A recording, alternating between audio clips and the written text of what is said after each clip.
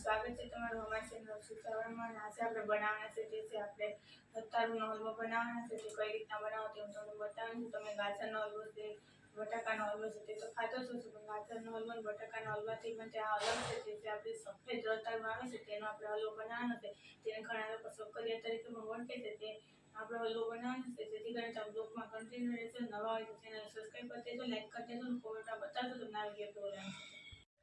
આજે આપણે સફેદ રતાળું છે તેનો આપણે હલવો બનાવવાનો છે. જે હું તમને કઈ રીતના બનાવું તે હું તમને બતાવવાની છે. જેથી કરીને બ્લોગમાં કન્ટિન્યુ રહેજો. અને આપણે છે ત્યાં સફેદ રતાળુનો હલવો બનાવીએ છીએ તે જે ફરાળી હોય છે. જેથી કરીને તમે મહાશિવરાત્રિ છે, નવરાત્રિ છે તેના પણ વ્રતમાં તમે ખાઈ શકો છો તેવો છે. તો આપણે આ હલવો બને છે. અને આ છે તે બટેટાનો હલવાને પણ ભૂલાવી દે તેવો આપણો હલવો બને છે. તેના માટે થઈને પહેલાં આપણે જેની સાલ છે તે આપણે આ રીતના બાળી નાખવાની છે. હવે તેને મેં આ રીતના સાલ પાડી નાખી છે, તમે જોઈ શકો છો. હવે તેને આપણે છે તે આપણે ખમણવાના છે હલવો બનાવવા માટે થઈને. એટલે કરી જ આપણે છે ને આપણે આ રીતના આપણે ખમણી નાખીએ. કોઈ પણ જાતની ખમણી લઈ લેવાની, તેનાથી છે તેને આ રીતે ખમણવાના છે. કેમ કે જો આપણે ગાજરના હલવામાં જે રીતના આપણે ખમણીએ છીએ તે જ રીતથી આપણે છે તે આ રતાળુને પણ ખમણવાના છે. ગાજરનો હલવો પણ ફૂલાવી દેશે તેવો જ આપણો આ રતાળુનો હલવો બને છે.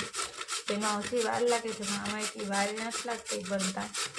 એટલા માટે તમે ચોક્કસ ટ્રાય કરજો. કેમ કે ફરાળમાં બધે ઉપર છે તે સારો, એટલા માટે થઈને કારીગર બની જાય તેવો આપણો આ હલવો બને છે. તો ચોક્કસ એક વખત ટ્રાય કરજો બનાવવાની. આ રીતના આપણે છે તે ખમણી નાખીએ, તમે જોઈ શકો છો.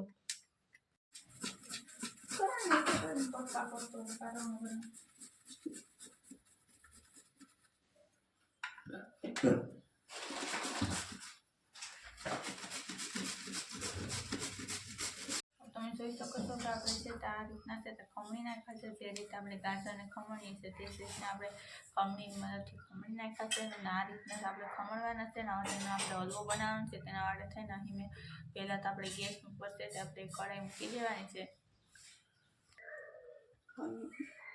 કઢાઈ ગરમ થવા મૂકી દીધી છે ને હવે તેની અંદર આપણે છે તે ઘી નાખી દઈએ. ઘી છે આપણે છે તેમાં આપણે બહુ નથી જોતું છે, આપણે ગાજરના હલવામાં જોઈએ છે એટલું. અહીંયા આપણે છે તે 2 ચમચી જેટલું આપણે ઘી નાખી દીધું છે. હવે તેને આપણે પહેલાં તો ઓગળવા દેવું પડશે ઘીને. ગેસની ફ્લેમ છે તે આપણે હવે થોડી વાર માટે આપણે હાઈ કરી દઈએ, જેથી કરીને ઘી છે તે ગરમ થઈ જાય. તેને આપણે હલાવી દઈએ આ રીતે, એટલે ફટાફટ ગરમ થઈ જશે આપણું ઘી. તમે જોઈ શકો છો કે આપણું ઘી છે તે ગરમ થઈ ગયું છે. અને ગેસની ફ્લેમ છે તો હવે આપણે તેને સ્લો કરી દેવાની છે. હવે તેની અંદર આપણે છે તે નાખી દેવાનું છે રતાળુને. આ રીતે બધા રતાળું છે તે આપણે હમણાં નાખ્યા છે તે આપણે નાખી દઈએ. હવે તેને આપણે શેકવાના છે.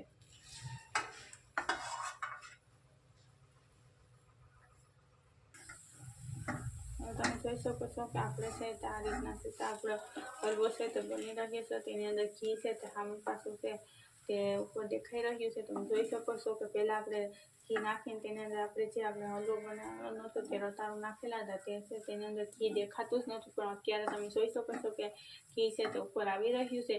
અને આ જ રીતના હવે આપણો લોટ જેમ શેકતા હોય છે તે જ રીતથી છે આપણો હલવો છે તે શેકાઈ ગયો છે. હવે આપણે છે તેની અંદર આપણે કઈ કઈ વસ્તુ નાખવાની છે તે હું તમને બતાવવાનું છું, જેથી કરીને તમે બ્લોગમાં કન્ટિન્યુ રહેજો. હવે તમે જોઈ શકો છો કે મેં અહીં પહેલાં તો દૂધ લીધું છે તે 200 ગ્રામ જેટલું દૂધ લીધું છે તે આપણે નાખી દઈએ. કેમ કે આપણું રતાળું છે તે શેકાઈ ગયા છે એટલે આ રીતના દૂધ નાખી દેવાનું છે. દૂધ નાખ્યા હોય તેને આપણે સારી રીતના મિક્સ કરી લેવાનું છે દૂધમાં. હવે તેને આપણે છે થોડી વાર માટે હલાવવાનું છે, જેથી કરીને છે તે દૂધમાં છે સારી રીતના રતાળું છે તે ભળી જાય. એટલા માટે થઈને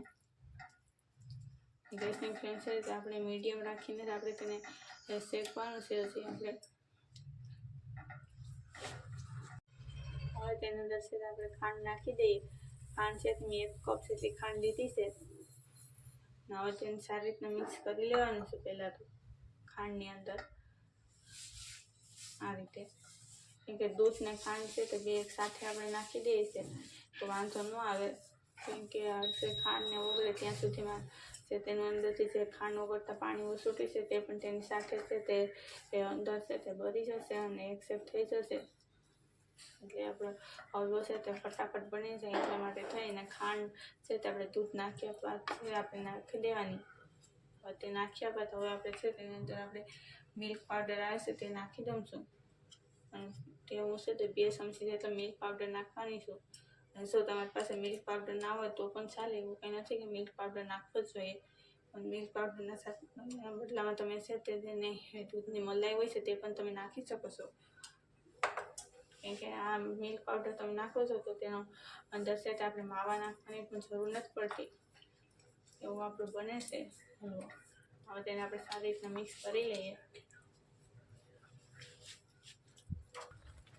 હવે તેની અંદર છે તે આપણે કલર નાખી દઈએ. લાલ બન કલર આવે છે તે મેં 1/2 ચમચી નાખી દીધો છે, જેથી કરીને છે તે મિક્સ થઈ જશે એટલે કોઈ ખબર ના પડે કે તે આપણે રતાળું નશે કે આપણે હલવો બનાવીએ છીએ તે. એટલા માટે તમે ચોક્કસ એક વખત ટ્રાય કરશો બનાવવાની. રતાળું નાખશો એટલે છે તે આપણે ગાજરના હલવા જે રીતના હોય છે તે રીતના આપણો છે તે આ હલવો પણ બની જાય છે. હવે આપણું ઘી છે તે તમે જોઈ શકો છો કે પાછું વળી ગયું છે અને તે દૂધ ને હતું તે ખાંડ ને છે તે વળી ગઈ છે અને જેથી કરીને છે તે સારી રીતના આપણો હલવો છે તે બની ગયો છે. તમે જોઈ શકો છો કોઈ કહી ન શકે કે આ ગાજરનો હલવો છે કે રતાળુનો હલવો છે. હવે તેની અંદર આપણે છે તે એલચી પાવડર નાખવાનો છે. અહીં મેં એલચી પાવડર લીધો છે તે નાખી દઈએ. બહુ નથી પીસેલો, અધકચરો પીસેલો છે. કે અધકચરો પીસીને નાખો તો તેનું ફ્લેવર છે બધું સારું આવે છે. એટલે મારે થઈને તે રીતના આપણે નાખો અધકચરો પીસીને. હવે છે આપણે ગેસની ફ્લેમ છે તે પહેલાં તો આપણે બંધ કરી દેવાની છે. હવે આપણે છે તેને આપણે થોડી વાર માટે ઠંડો થવા દઈએ. હવે તમે જોઈ શકો છો કે આપણો હલવો છે તે ઠંડો થઈ ગયો છે થોડો એટલા માટે થઈને હવે છે તેને આપણે કાઢી લેવાનો છે. કેમ કે તેમાં ન રહેવા દેવાય છે એની અંદર આપણે કર્યું હોય તેમાં રહેવા દઈએ તો નીચે છે તે શીખી જાય છે. કેમ કે તે પણ આપણે કઢાઈ છે તે ગરમ જ હોય છે એટલા માટે થઈને એટલે તેને આપણે કાઢી લેવાય કોઈ પણ ઓલામાં, જેથી કરીને કોઈ પણ વાસણમાં તમે કાઢી શકો છો. નીચે તમે આ તે કાઢી લીધો છે હલવાને. હવે તમે જોઈ શકો છો કે ગાજરનો હલવો છે જે રીતના બને છે તેવો જ આપણો છે આ હલવો બની ગયો છે રતાળુનો હલવો. અને તે આપણે કાઢી લીધો છે. કોઈ કહી ન શકે કે આપણો હલવો છે તે કેવાનો બનાવેલો છે તે. હવે તેનું અંદર છે તે આપણે ડ્રાયફ્રૂટ છે તે લગાવવાના છે. અને કેમ કે આપણે તેને ઝીણા સમારવાના નથી. કેમ કે આપણે આ રીતના આપણે છે તે આ રીતના જ કટ કરવાના છે ડ્રાયફ્રૂટને. અને જો તમે છે તેને આપણે પાવડર કરી નાખીએ છીએ તો તે છે તે પાવડર તેનું ફ્લેવર છે તો બધું સારું નથી આવતું પાવડર કર્યો હોય. જેથી કરીને તેને આપણે પીસવા નહીં.